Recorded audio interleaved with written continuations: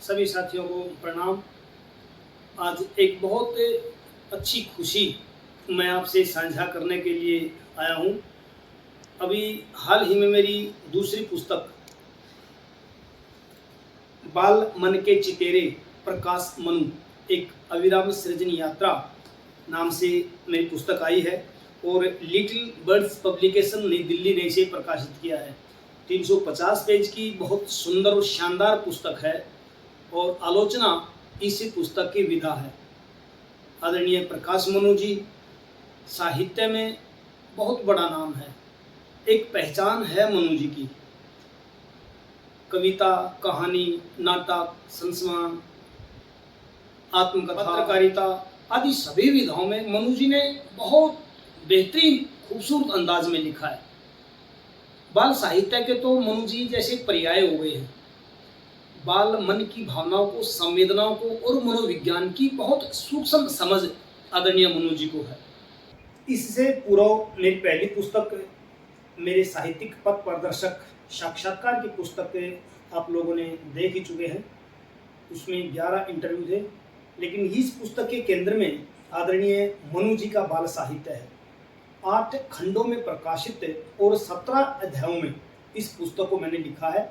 इस पुस्तक में मनु जी के 2 संस्मरण, एक साक्षात्कार, कहानियों पर लेख, नाटकों पर लेख, उपन्यासों पर लेख, सोच विचार पत्रिका का एक बहुत सुंदर विशेषांक मनु जी पर निकाला था। एक बड़ा काफ़ी समीक्षात्मक लेख वो भी इसे मैंने शामिल किया है। कुल मिलाकर मनु जी के समग्र बाल साहित्य का मूल्यांकन पुस्तक को मैंने आदरणीय मनु जी को ही समर्पित किया है। मनु जी मेरे लिए एक साहित्यकार नहीं बल्कि मेरे अभिभावक हैं, मेरे शिक्षक हैं, गुरु हैं, मार्गदर्शक हैं। पुस्तक में शामिल जितने भी आलेख हैं वो मात्र आलेख नहीं, वो उन रचनाओं का भाष्य है। जब आप पढ़ते हैं तो हर रचना का, चाहे वो कविता है, कहानी है या उपन्यास है, पेज दर पेज खुलता चला जाता है। इतनी सहज भाषा में और इतनी सूक्ष्मता से मैंने लिखने का प्रयास किया है।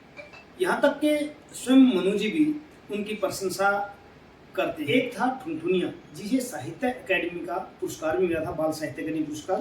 तो उस लेख को जब मैंने लिखा और मनु जी को भेजा तो मनु जी ने मुझे आशीर्वाद देते हुए उसकी प्रशंसा की और कहा, प्रिय अशोक बेटे, आज कई दिनों बाद तबीयत थोड़ी संभली है। तुम्हारा ठुनठुनिया वाला लेख पढ़ गया। क्या गजब का लिखा है अशोक तुमने।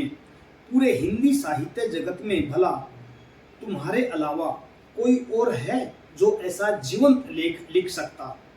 सच कहूँ तो मेरा ठुनठुनिया तुम्हारे इंतजार में था कि कोई अशोक बैरागी आएगा और वह मुझे समझेगा, सारी दुनिया को बताएगा कि ठुनठुनिया क्या है, कौन है।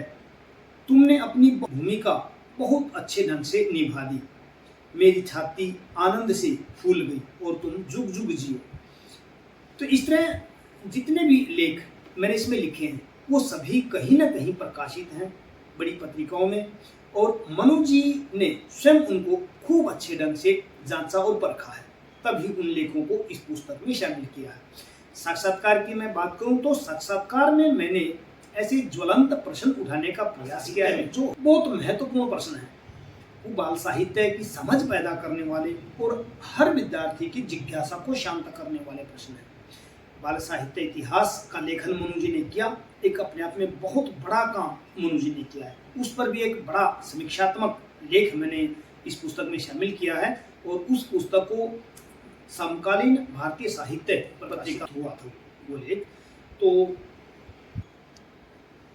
एक दिन बाल वाटिका में मनु जी की कहानियों पर कोई लेख ही भटनागर जी ने पढ़ा और पढ़ते हुए उन्हें बहुत अच्छा लगा और उसकी प्रतिक्रिया उन्होंने मनु जी को लिखकर भेजी। सुकीर्ति भटनागर जी मनु जी को लिखती हैं, मैंने 2-3 दिन में आपके ऊपर लिखा अशोक बैरागी द्वारा लिखा आलेख पढ़ा, या यूं कहिए उनके एक एक शब्द को जिया। सच मानिए ऐसा लगा जैसे सब कुछ सामने घटित हो रहा है। मैं आपसे कभी मिली तो नहीं, किंतु इस आलेख के माध्यम से आपका व्यक्तित्व मेरे सामने उजागर हो गया। मनु जी बहुत सहज बोलते हैं, नपातुला बोलते हैं, सदा हुआ बोलते हैं। वो साहित्य की एक बंधी बधाई लीक पर नहीं चलते, पूर्व निर्मित परिपाटी को तोड़कर चलते हैं, वर्जनाओं को लांघते हैं। चाहे कविता, कहानी, नाटक, संस्मरण, कुछ भी विधा है, वो अपना रास्ता अलग निर्माण करते हैं। उनकी जो शैली है वो एकदम अनौपचारिक और अनगढ़ सी शैली है। उसमें कुछ विस्तार तो है, लेकिन विस्तार आपको खटकता नहीं। विस्तार में एक भावना है, एक संवेदना है जो आपको अंत तक जोड़े रखती है। पाठक एक बार पढ़ने बैठ गया तो फिर पुस्तक हाथ से छूटेगी नहीं। वो सहज अपनापन उसमें है। इसी तरह एक दिन भोपाल से महेश सक्सेना बाल शोध संस्थान केंद्र से मेरा लेख उन्होंने कहीं पढ़ा और उन्होंने मुझे फ़ोन किया। सक्सेना ने कहा कि अशोक जी, आपने जो लिखा है वो एकदम सहज और स्वाभाविक लिखा है। ऐसा लगता है जैसे आप बोल नहीं रहे, सामने वो चीज़ रख रहे हैं। इतनी स्वाभाविकता आपके लेखन में है। और आप लिखते हैं, उन्होंने मुझे बताया कि आप लिखते हैं कि चलिए मनु जी एक कथा सागर में उतरते हैं। ये कितनी सहज और स्वाभाविक शैली है। तो इस तरह आपका लेखन बहुत ही स्पार्कल्स लेखन है। मैं कहना ये चाहता हूँ कि इस पुस्तक का जो लेखन है वो उसी ढंग से किया है जिस ढंग से मनु जी की शैली है। मेरी जो समीक्षाएं हैं वो काफ़ी लंबी हैं, लेकिन उनमें भाषा की कशावट है। भाषा जो बोलचाल की प्रचलन की भाषा है, प्रचलित भाषा है। बड़े बड़े पैराग्राफ नहीं है, सहज बोलचाल के यथावश्यक मुहावरे, इनका भी मैंने सदा हुआ प्रयोग किया है। इसके साथ पुस्तक में 27 ब्लैक एंड व्हाइट चित्र इस पुस्तक की गरिमा को बढ़ा देते हैं। ये 27 चित्र मनु जी की जीवन शैली को, उनके वैचारिक वैभव को और उनके अलग अलग मूड्स को दिखाते हैं। कुल मिलाकर मैंने इस पुस्तक पे जो श्रम किया है वो मैं कितना सफल उसमें हो पाया हूँ ये तो आप लोग और मेरे पाठक ही बता पाएंगे।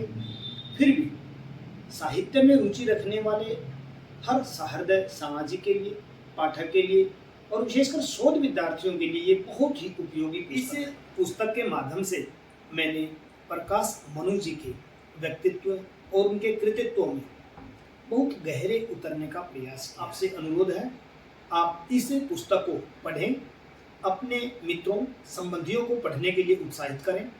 पुस्तक बाल साहित्य की है, आलोचना समीक्षा इसकी विधा है और बहुत ही शानदार पुस्तक।